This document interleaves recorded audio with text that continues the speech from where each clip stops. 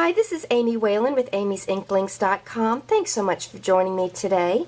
Today I wanted to show you how to use your envelope punch board to create this adorable little box to house one of the little packets of tissues that you often throw into your backpack or purse. So come join me.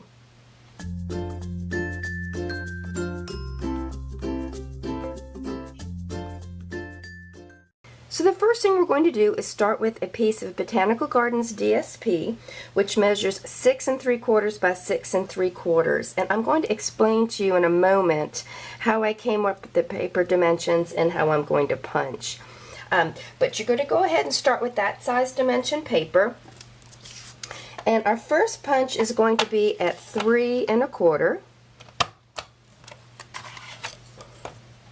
And score. Then you'll slide it over to 4 5/8, and you're going to punch.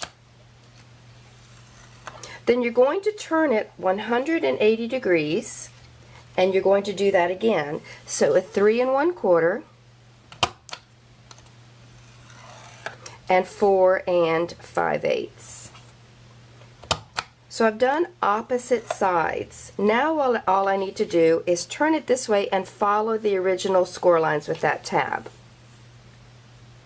There is a Stampin' Up! Consultant in the United Kingdom. Her name is Joanne James, and she has a free tool on her website, The Crafty Owl, and it's called a Box Buster.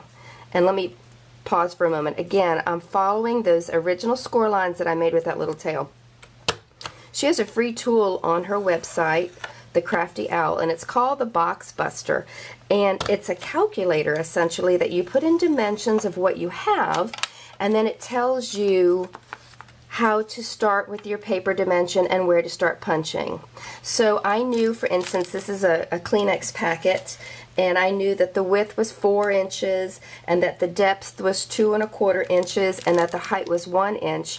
And I put all those dimensions inside her essential online calculator, and it told me how to make this box. It's an excellent tool, and she's very gracious to offer it to us online for free. Alright, so I've gone ahead and I have scored and punched and rounded the corners. So we'll get rid of the envelope punch board, and we'll go ahead and start burnishing these score lines. Here is my template, and we're going to go ahead and remove these bottom corners. Okay.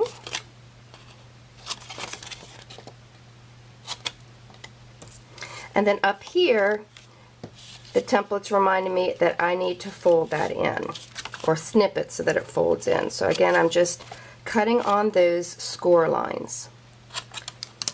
Now what I need to do is I need to go ahead and cut the window excuse me, into the Kleenex wrapper.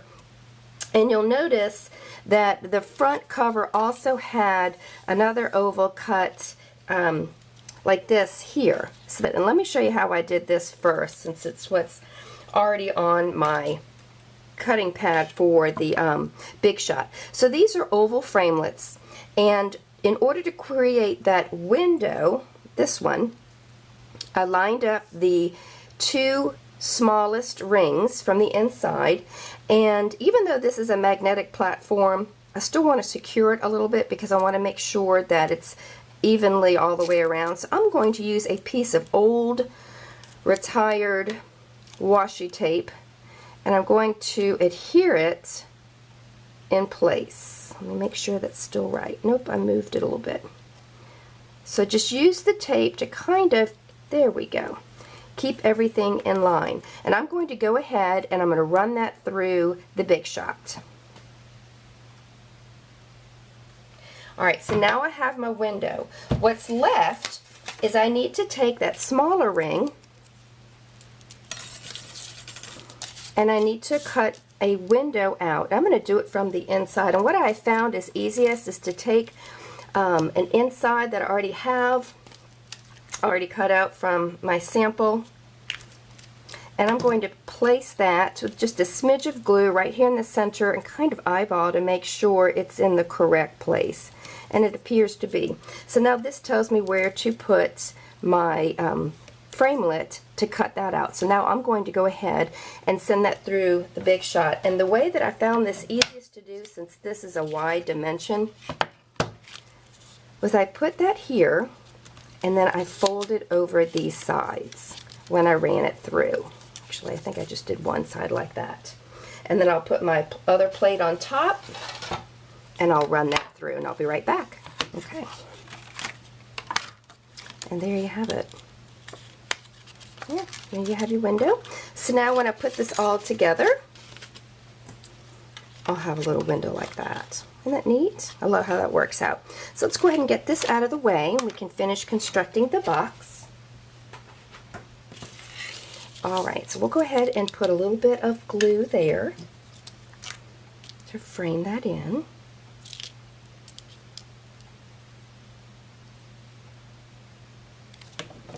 And I took a snack baggie. You can use a sandwich baggie if you want to. And I cut strips of them. And based on the size of my window, let's see how I cut these. I cut these roughly 2¼ inches by 3 inches. And then I folded it over, that piece of plastic, and I snipped up the center about 1 inch. And what that did was it gave me this piece of plastic that I'm now going to put on the inside pocket. Okay? And before I do that, just to make sure it's looking good, I'm going to use some Stays On ink, since Stays On adheres well to plastic. I'm going to stamp Happy Healing, and this is from the And Many More stamp set. So let's see. I'm going to line that slit up with that horizontal line. There we go. And we have Happy Healing.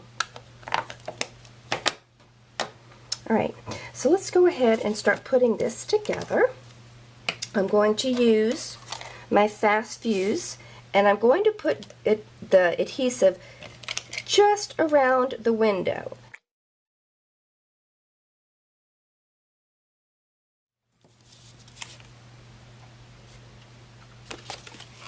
And now I'm going to place that there. Now, of course, you don't need to stamp on the plastic. I just thought that was kind of neat. So I'm going to put some tear and tape here, according to my template, and here. And then I'm going to put some on the inside flaps here. And I'm going to go ahead and fast forward while I do that.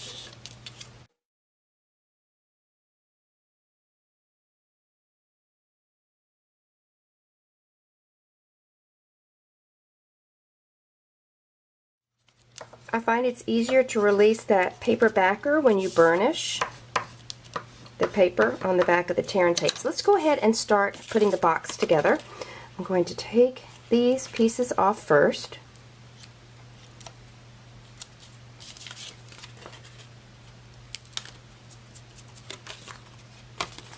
And we'll make the sides of the box first. That. I took the tissue out of the wrapper, original wrapper, so I'm going to place that in here now because it does make it easier to fit the box around the tissues when you have that item in there. Okay? So, let's see, let's let that look. Yep. So I'm going to release this now. This tear and tape is phenomenal. It is far superior to the sticky strip that we used to have because it's just so much easier to work with. I never filmed with sticky strip. It was a disaster. But I love to use this tear and tape on film because it's easy. And the adhesive is so strong. So you're going to want tear and tape when you're putting something together that's going to be handled a lot like a box. Alright, so we're just going to go ahead and close this up. There we go. Okay. Cute! And it has a little slit so you can start getting the tissue out just like a real paper box, or rather Kleenex box. But let's go ahead and finish it by just dressing it up just a smidge. I have some Hello Honey, which is, and by the way, this is mint macaron. This designer series paper has mint macaron and Hello Honey in it, among other colors. I think the other colors are Old Olive and Cajun Craze, and I think that's it. So I'm going to put on 3 flowers. Let's get my piercing mat and the back of my piercing tool, and we're going to smush them to give them some dimension. And let's get some of our lovely pearls. Cute, cute, cute, cute, cute, cute. So let's turn these over now, and I'll get my glue dots.